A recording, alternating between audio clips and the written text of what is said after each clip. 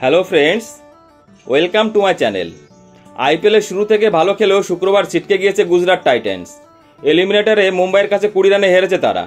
সেই ম্যাচে শুভমন গিলের একটি ভুলেই ডুবিয়ে দিয়েছে দলকে। ম্যাচের পর তা ব্যাখ্যা করেছেন রবিন উতপ্পা।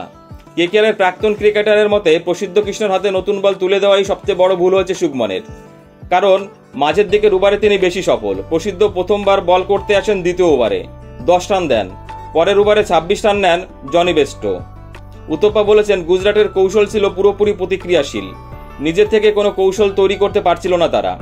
মাঝের ওভারে সফল হওয়া সত্ত্বেও পাওয়ার প্লেতে প্রসিদ্ধকে আনাই ভুল পদক্ষেপ। প্রথম ওভারে রান হজম করেছিল, তার থেকেও শিক্ষা নিল না গুজরাট।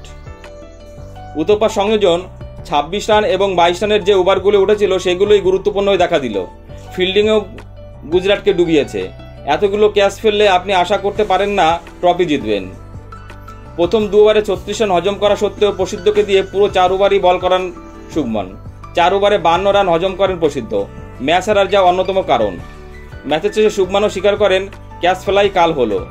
ক্যাচ ফেলা নিয়ে বেশ হতাশা তিনি বলেন, দুর্দান্ত ক্রিকেট, আমরা জেতার সুযোগ পেয়েছিলাম। শেষ 3-4 ওভারে আমাদের পক্ষে যায়নি। 3টে সহজ ক্যাচ ফেললে জেতা যায় না। বোলারদের কিছু করার নেই, 3টে ক্যাচ ফেললে কিছু করার থাকে না। বন্ধুরা, 2025 আইপিএলে ফাইনালে উঠেছে আরসিবি এবং পাঞ্জাব। তোমাদের কি মনে হয় যে কারা ট্রফি নিয়ে এবার ঘরে ফিরবে, বেঙ্গালুরু নাকি পাঞ্জাব? এবং দুটো দলই এবার প্রথমবার ফাইনালে উঠেছে, তারা এখনো কাপ, পাঞ্জাবও কাপ জেতেনি এবং আরসিবিও কাপ জেতেনি। যারাই জিতবে তারা প্রথমবার আইপিএল ট্রফি জিতবে। বন্ধুরা, তোমাদের কি মনে হয় কার হাতে ট্রফিটা উঠবে? প্লিজ কমেন্টস করে জানিও। আর ভিডিওটি ভালো লাগলে অবশ্যই লাইক, কমেন্টস এবং শেয়ার করে দিও বন্ধুরা, এবং চ্যানেলটি সাবস্ক্রাইব করে দিও। সকলেই ভালো থেকো, ধন্যবাদ।